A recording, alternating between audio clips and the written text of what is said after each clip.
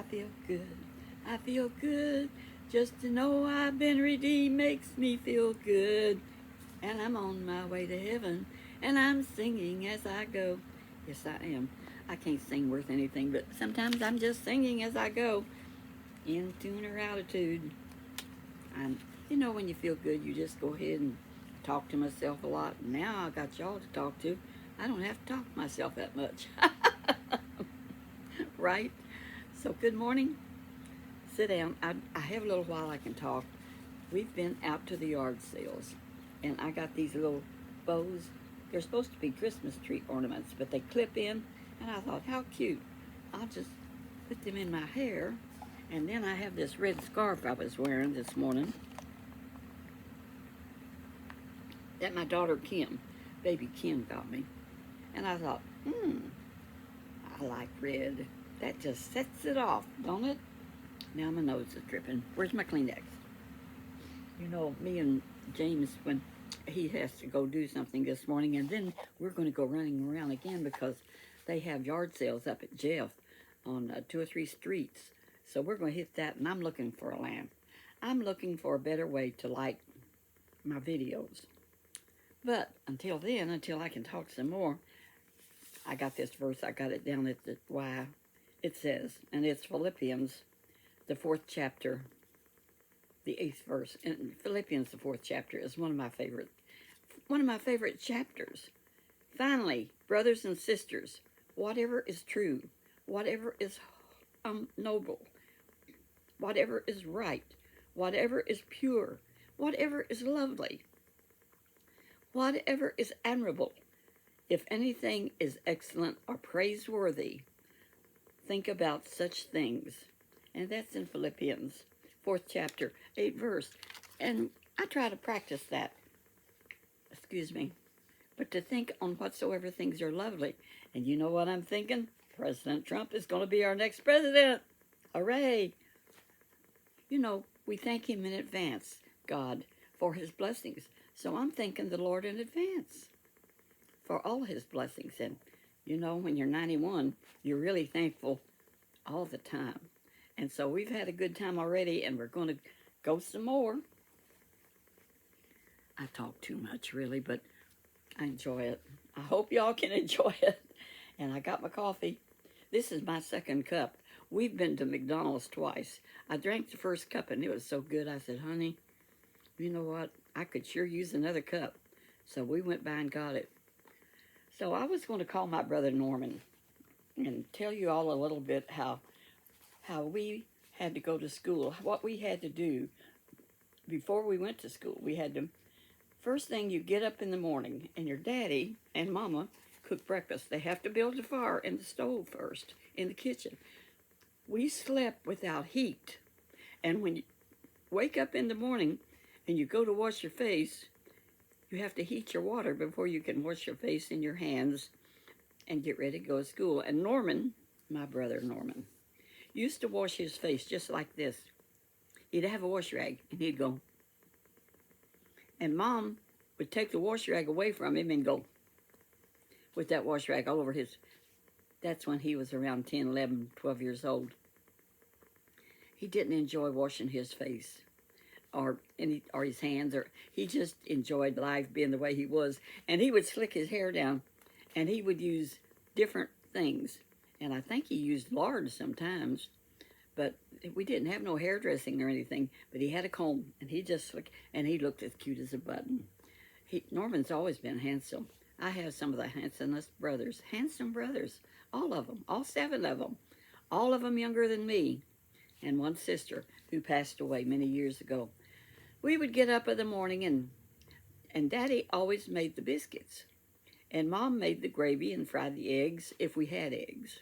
We only had eggs in the summertime, in the spring and summertime. The rest of the time, we would have just maybe some bacon or fatback or ham. Now, Daddy would cure some hams and hang them in the smokehouse, and then he would cut some off the ham, and we would have ham gravy. And that was so good with his biscuits. I just loved it. I always had a good appetite, and I still do.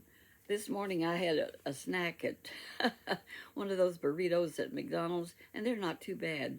But when I got home, I had me some rolls with nuts on it. Yummy, yummy for the tummy with my coffee. And I tell you what, that mean scale was talking bad again this morning. It said, you are 157.2. That's 2 pounds more than I want to be. And I said, I need to pass up this roll.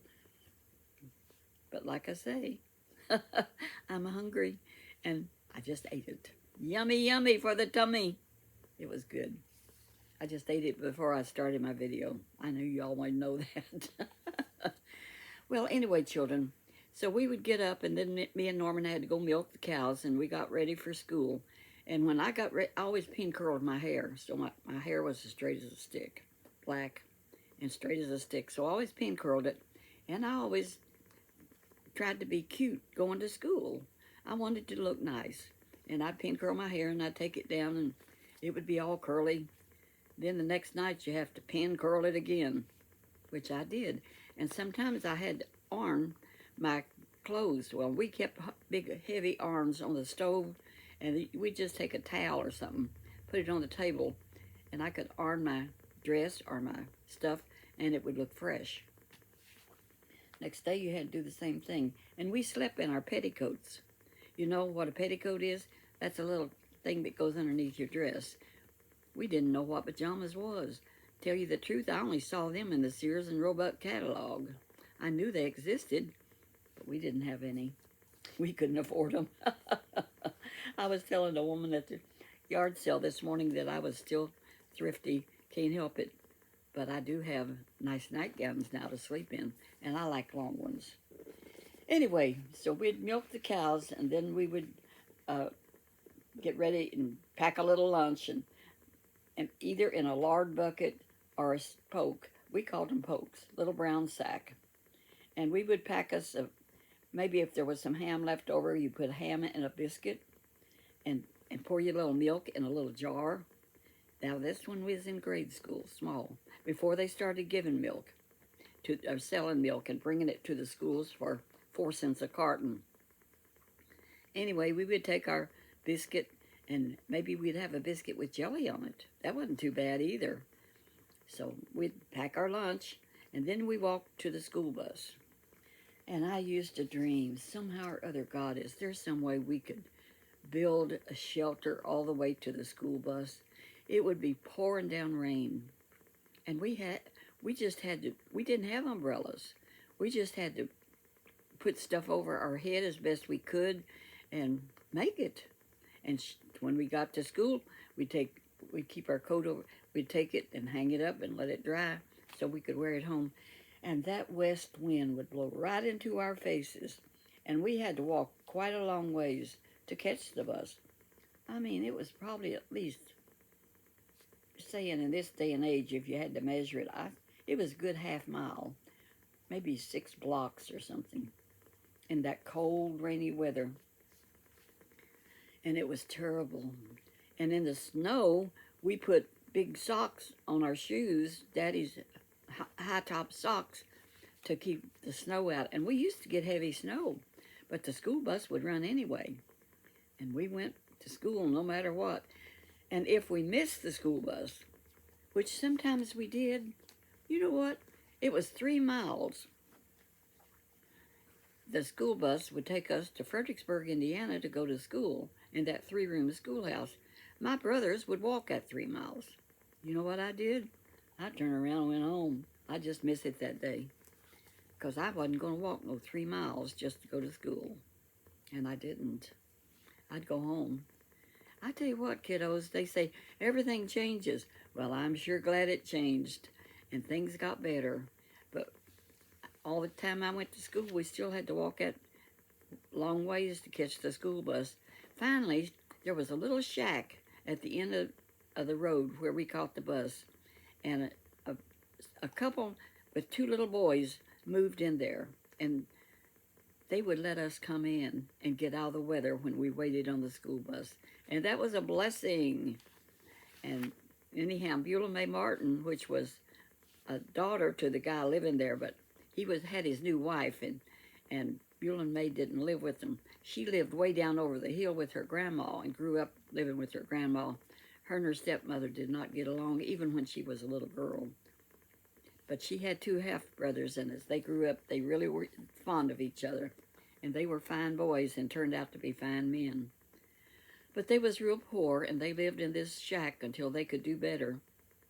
And the thing of it is, I really liked this lady that lived there, and she would go to town. Her husband had a car, and he worked.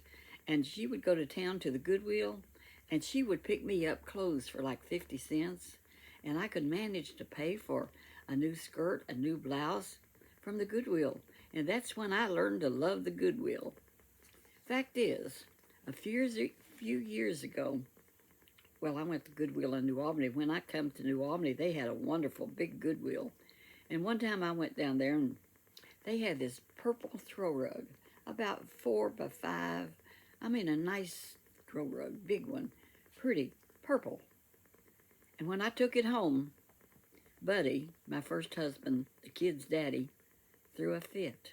He said, "That is the ugliest rug I ever saw." He said, "I don't want that in the house. It's so ugly." I said, "Well, I think it's pretty." He says, "I can't stand it. Take it back." You can't usually take things back to the Goodwill in that day. I said, "Well, I'll try, but they probably won't give me my money back, but maybe I can swap it or something. But if they got anything else I want." So I went to the Goodwill, and they gave me my money back, and I could buy something else I wanted. That purple rug could not live there. He put his foot down. Anyway, so as the years went by, we lived here in New Albany, and I would take the girls shopping at Goodwill. And they loved it because they could get their school clothes and things, because we was still in limited funds for a long time, and they could pick out their clothes that they wanted, and we could afford it. And so one day we was headed to the Goodwill. Now this was much later, and I was headed to the Goodwill. Me and one of my daughters, they had got married and was gone, and so we was going to go to the Goodwill, and there was fire trucks everywhere. I mean, fire trucks everywhere. I said, "What in the world is going on?" And you know what was going on? The Goodwill was burning down. They called fire trucks from Louisville, from 5 different cities, including Louisville, to come, because our Goodwill had a big basement. It had a big upstairs. It was a fabulous Goodwill. Gone.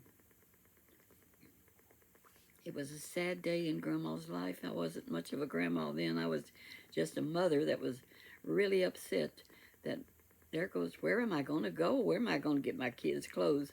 Well, don't you know, another store opened. It wasn't a Goodwill, but it was like a Big Lots or something, and they would get clothes in that were reasonable. And I tell you what, God supplied, and we could afford them because they had things really reasonable. And I would take the kids there, and we would shop.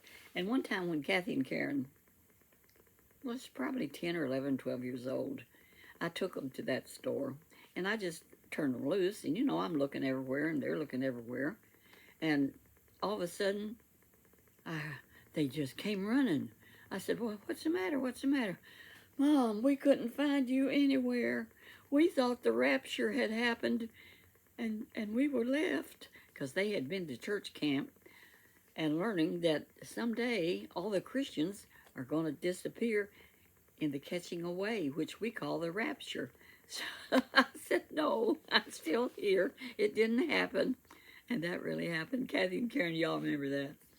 They were young, but they really got a good dose of religion when they went to church camp, which I sent all my kids to church camp. It's a good thing for them. And my nephew Mark said, we told his mother, my sister Phyllis, he said, "I got saved every night." Because you can pray that sinner's prayer. And he just felt like he was getting better and better. And when he come home, he was one good little boy. And he turned out to be a fine man, too. And he never turned his back on the Lord. He always served the Lord. And now, he's 65 years old, probably. Retired, I think. Well, it's been fun talking. James is going to show up in a minute. Got my feet in treatment. They're about finished. I still got coffee, and I'm going to read a little while. You know, I love to read Westerns, and I'm reading a good Western right now. It's just, it's just fun to read about the pioneers and all the things back in the old days. And I lived in some of them old days, for sure. But this friend of mine, Anne Marie, said, you know, everything keeps changing, and sometimes for the good, and sometimes for the worse. So that's why I'm praying Trump will get in, and we can close the borders and not have the drugs and the bad people coming in, that they'll know who's coming into our country. I'm praying, and y'all pray too, that God will have his way. Satan is on the rampage. He is seeking whom he may devour. But in John 10:10, the Bible says that Jesus came that we might have life and have it more abundantly. So no matter what happens, we're going to have a good life until Jesus calls us home. And y'all stay prayed up. You know, that's what I call it, stay prayed up. Don't let the devil get you down, get you discouraged. Keep on keeping on. That's what I do. We just keep on keeping on and saying, thank you, Jesus, for my health, for my children, for my YouTube people, for my subscribers. Lord, bless them. Go before them, Lord, and make the crooked places straight for them. Lead them and direct them in the direction they should go. And I'm hearing a lot of you say, we are walking that path. And that brings joy to my heart. And I say, thank you, Jesus, for these wonderful, wonderful souls that belong to you now. We'll meet them someday. And they'll say, hey, you remember? I saw you on YouTube. And we will have our memory, and there'll be no tears in heaven, no more pain, no more crying. God shall wipe away all our tears. I love you. God bless you. I did have some glasses I was going to wear, but that's okay. I know how to turn this off now without going across that. I can just reach around like this and push this. I think I pushed it.